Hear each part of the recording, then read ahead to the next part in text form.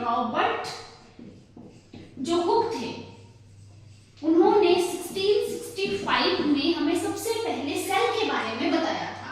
But उन्होंने जब cell को देखा तो उन्हें जो सेल का स्ट्रक्चर दिखाई दिया, जस्ट कंपार्टमेंट लाइक स्ट्रक्चर, कुछ ऐसा उन्हें दिखाई दिया।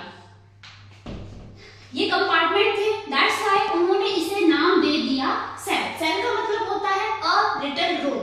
लेकिन बाद में जब फर्दर इसे स्टडी किया गया, it is a microscopic structure. Then cell जो है वो बना किससे है, हमें इसके बेसिक कंपोनेंट के बारे में पता होना चाहिए। देखो, हर एक लिविंग ऑर्गेनिज्म में सेल जो है अलग अलग तरह के होते हैं, बट बेसिक कंपोनेंट जो है सेल के, वो सारे ऑर्गेनिज्म में, चाहे वो यूनिसेलुलर है, चाहे वो मल्टीसेलुलर है, यूकैरियोटिक है, प्रोकैरियोटिक है, उसमें बेसिक जो कंपोनेंट है वो हमारे सेम होते हैं। अब आप स्ट्रक्चर में देखिए, सबसे पहले मैंने लिखा हुआ है फर्स्ट नंबर पे प्लाज्मा मेम्ब्रेन।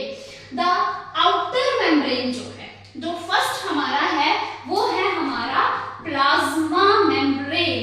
नाम से ही क्लियर है, मेम्ब्रेन का मतलब होता है जो आउटसाइड, मतलब इसे पूरा घेरे हुए है और इसे एक पर्टिकुलर शेप जो है वो देती है। Plasma membrane is semi permeable. Semi permeable का मतलब ये होता है कि ये सारे सब्सटेंसेस को अलाउ नहीं करेगी सेल में जाने के लिए। It allow only useful substances, जो सेल के लिए जरूरी है उसे ही ये सेल के अंदर जाने के लिए अलाउ करेगी। तो प्लाज्मा मेम्ब्रेन जो है लाइक अ डोर, उस तरह से फंक्शन करती है। द सेकंड मैंने लिखा हुआ है cytoplasm. Cytoplasm is a jelly like substance, जैसे कि एक लिक्विड समझ लो, जेली लाइक सब्सटेंस है जो सेल के अंदर है।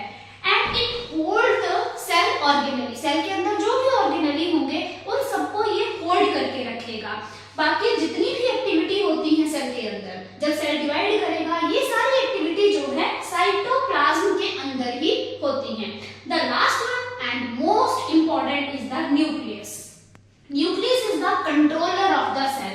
सेल जो है डिवाइड करेगा, सेल के अंदर प्रोटीन फॉर्मेशन होगी, डीएनए से आरएनए बनेगा, ये सब जो है न्यूक्लियस की वजह से होता है।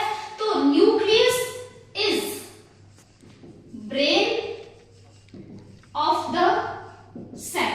एक तरह से हम ये कह सकते हैं, जैसे हमारी बॉडी में जितनी भी एक्टिविटी होती है उन्हें कंट्रोल करने के लिए कौन है हमारे पास, ब्रेन। जैसे कि ब्रेन काम करता है, ठीक उसी तरह से न्यूक्लियस जो है वो सेल के अंदर जो है वो काम करेगा। न्यूक्लियस कंटेन जेनेटिक मटेरियल, और हमारे बॉडी में जेनेटिक मटेरियल जो है वो डीएनए होगा।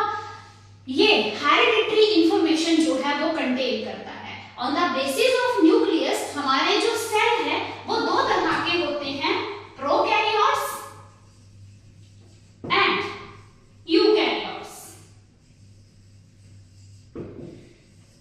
अगर हमारा न्यूक्लियस जो है वो पूरी तरह से फॉर्म नहीं हुआ है, मींस इसमें ये न्यूक्लियर मेम्ब्रेन नहीं है, then the cell is known as prokaryote.